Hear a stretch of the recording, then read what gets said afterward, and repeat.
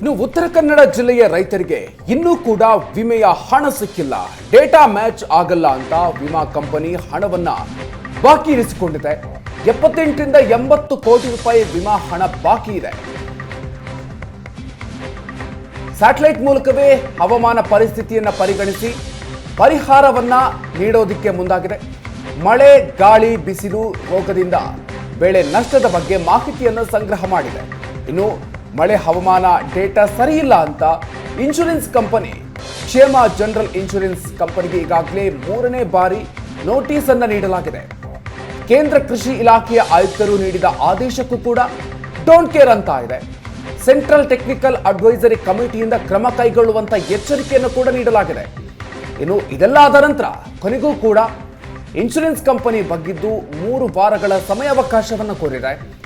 ವಿಮೆ ಹಣ ನೀಡದೇ ಇದ್ರೆ ಪ್ರತಿಭಟನೆ ನಡೆಸುವಂತ ಎಚ್ಚರಿಕೆಯನ್ನ ರೈತರು ನೀಡಿದ್ದಾರೆ.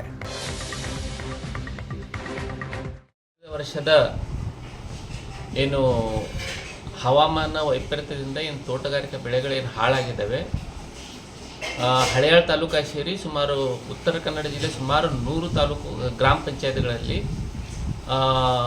ಸರ್ಕಾರದ ಕಡೆಯಿಂದ ಮತ್ತು ವಿಮಾ ಕಂಪ್ನಿಗಳಿಂದ ರೈತರಿಗೆ ಸೇರಬೇಕಾಗಿದ್ದಂಥ ವಿಮಾ ಹಣ ಇನ್ನೂ ಸೇರಿಲ್ಲ. ಇದನ್ನು ನಾವು ಖಂಡಿಸ್ತೇವೆ. ಸರ್ಕಾರ ನಮಗೆ ಗೊತ್ತಿದ್ದಂಗೆ ಸರ್ಕಾರ ಇವರಿಗೆ 2-3 ಬಾರಿ ಎಚ್ಚರಿಕೆ ಕೊಟ್ಟರು ಸಹಿತ ಕಂಪ್ನಿಯವರು ನಿರ್ಲಕ್ಷಿಸ್ತಾ ಬಂದಿದ್ದಾರೆ. ಇದನ್ನು ಯಾವುದೇ ಕಾರಣಕ್ಕೂ ಸಹಿಸಲಾಗುವುದಿಲ್ಲ.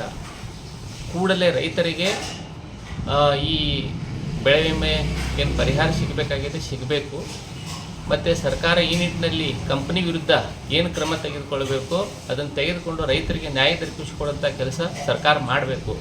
ಇಲ್ಲದಿದ್ದರೆ ಮುಂದಿನ ದಿನಗಳಲ್ಲಿ ಇದರ ವಿರುದ್ಧ ತೀವ್ರವಾದ ಹೋರಾಟವನ್ನು ಕಬ್ಬು ಬೆಳೆಗಾರರ ಸಂಘ ಹಮ್ಮಿಕೊಳ್ತದೆ ಅಂತೇಳಿ ಈ ಮೂಲಕ ಎಚ್ಚರಿಕೆ ಕೊಡ್ತಾ ಇದ್ದೀವಿ. ಕಳೆದ ವರ್ಷದ ಫಸಲು ಬಿಮಾ ಯೋಜನೆ ಇದು ಭಾಳ ವರ್ಷದಿಂದ ನಡ್ಕೊಂಡು ಬಂದಿದೆ. ನಮ್ಮ ರೈತರು ಎಲ್ಲರೂ ಸೊಸೈಟಿ, ಬ್ಯಾಂಕು ಪ್ರತಿಯೊಂದರಲ್ಲೂ ಬೆಳೆ ಸಾಲವನ್ನು ಮಾಡ್ತಾರೆ. ಅದಕ್ಕೆ ವಿಮಾ ಬಗ್ಗೆ ಪ್ರೀಮಿಯಮನ್ನು ಕಟ್ ಮಾಡಿಕೊಳ್ತಾರೆ. ಆದರೆ ಈ ವರ್ಷ ತುಂಬ ಮಳೆ ಬಿದ್ದು ಉತ್ತರ ಕನ್ನಡದಲ್ಲಿ ಇಡೀ ಜಿಲ್ಲೆಯಾದ್ಯಂತ ಹೆಚ್ಚಿನ ಮಳೆ ಬಿದ್ದು ಬಹಳ ಬೆಳೆ ನಷ್ಟ ಆಗಿದೆ. ಅದರಲ್ಲೂ ಅಡಿಕೆ ಬೆಳೆ ಅಂತೂ ಪೂರ್ತಿ ಕೊಳೆ ಬಂದು 70-80 ಭಾಗ ಹೋಗ್ಬಿಟ್ಟಿದೆ. ಏನೂ ಇಲ್ಲ.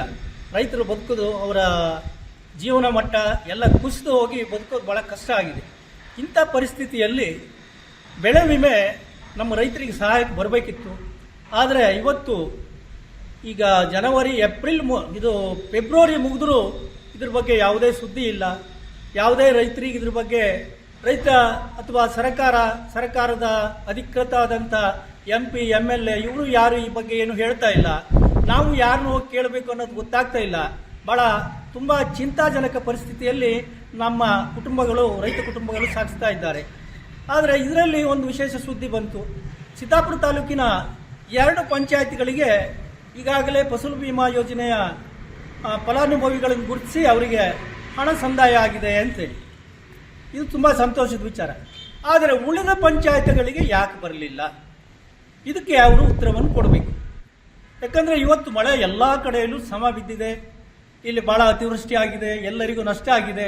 ಎಲ್ಲರಿಗೂ ಸಿಗಬೇಕಾದಂತಹ ಸವಲತ್ತು ಕೇವಲ 2 ಪಂಚಾಯತ್ಗಳಿಗೆ ಯಾಕೆ ಸಿಕ್ಕಿತ್ತು? ಇದನ್ನು ನಾನು ಪ್ರಶ್ನೆ ಮಾಡ್ತಾ ಇದ್ದೇನೆ. ಇದ್ರ ಜೊತೆಯಲ್ಲಿ ಇದಕ್ಕೆ ಸಂಬಂಧಪಟ್ಟಂತಹ ಕಂಪನಿಗಳು, ವಿಮಾ ಏಜೆಂಟ್ರುಗಳು ಇದ್ರ ಬಗ್ಗೆ ತಲೆ ಕೆಡಿಸ್ಕೊಳ್ತಾ ಇಲ್ಲ. ನಾವು ಯಾರನ್ನು ಹೋಗಿ ಕಾಣಬೇಕು ಅನ್ನೋದೇ ಗೊತ್ತಾಗೋದಿಲ್ಲ. ಯಾಕಂದರೆ ಕಂದಾಯ ಇಲಾಖೆಯವರು, ತೋಟಗಾರಿಕಾ ಇಲಾಖೆಯವರು ಜಂಟಿ ಸರ್ವೆ ಮಾಡಿ ಸರ್ಕಾರಕ್ಕೆ ವರದಿಯನ್ನು ಕಳಿಸಿಕೊಟ್ಟಿದ್ದಾರೆ ಈಗಾಗಲೇ.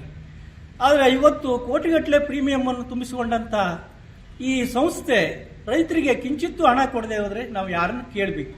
ಫಸಲು ಬಿಮಾ